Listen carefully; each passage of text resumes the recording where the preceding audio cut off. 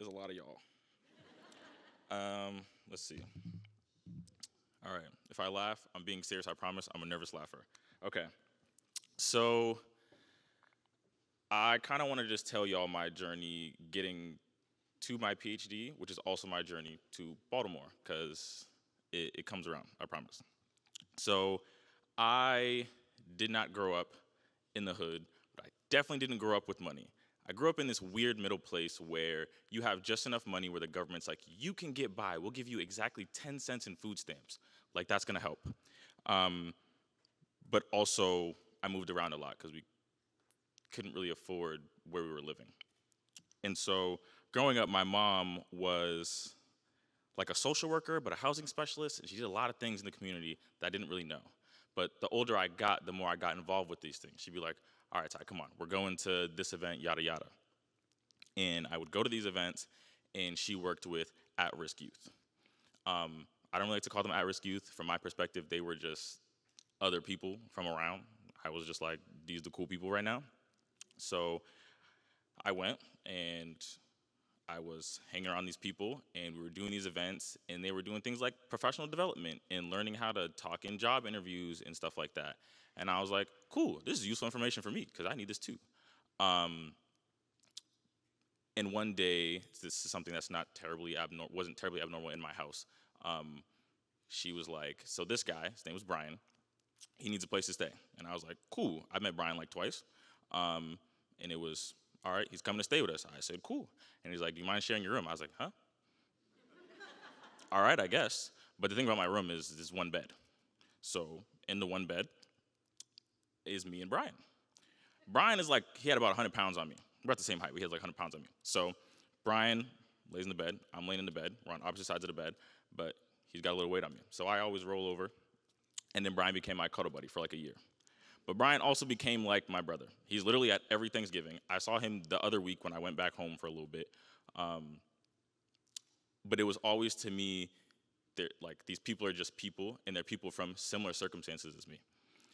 So fast forward a little bit, I went to college because I wanted to do something kind of crazy, which was like genetically engineer a dragon, because I thought Jurassic Park was cool, and I was like, why not give it wings and like breathing fire? So when I got to college, I went to Bowie State, like 45 minutes from here. It's on the Mark line, local HBCUs. You should go to them. Um, but what I found there is there weren't as many people from my background as I thought. And so you hear like PG County, Pretty Girl County, um, one of the richest black counties in the country. But what that means is there's not a lot of people from my background in that county. And that's how I felt at that university. Um, but it was an HBCU, so at least I was like, there's still black people here. Fast forward, I came to Johns Hopkins University to start my PhD. Now, when I got here, I was lucky enough to be in this like Vivian Thomas Scholars Initiative that brought in other HBCU students.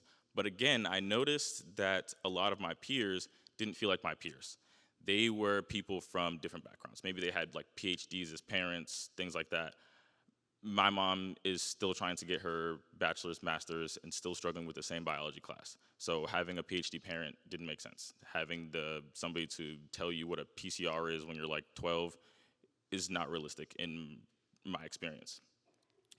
So I was kind of here and kind of like, I should feel at home because I've had this community of like black people around me in undergrad, in grad school, but I just didn't. And so I was like, let me make the community, let me build the community around me. I joined the E-Board and became like the co-president for the Black Graduate Student Association. When I did this, I gathered everybody. The feeling was the same.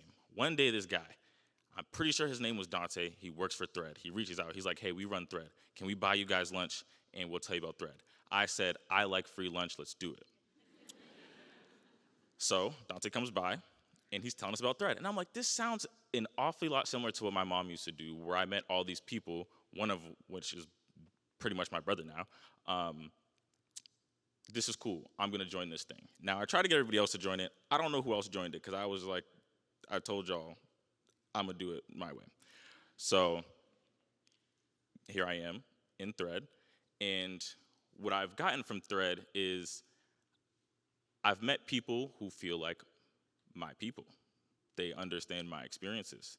They understand my background. And now me being the guy at Hopkins campus who, you know, it's Hopkins campus. So for those of you who don't know, you do not interact with Baltimore City on Hopkins campus like you do in actual Baltimore City.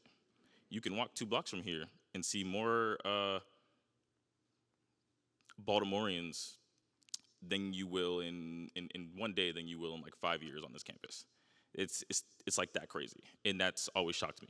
But in Thread, I met more people in a single day, like, and it just felt like home. Like, sure, I don't know anybody, I don't know many people. Many people here don't know me, but I see a lot of this crowd crime fatigue. Even my fellow speakers, who I'm like, I literally just met y'all today. We're just chopping it up. Y'all just my people for real. I feel more comfortable with them than I do with a lot of other people I felt around. And so what Thread has been for me is like, it is the community that I've been looking for since I left home. I think that's all.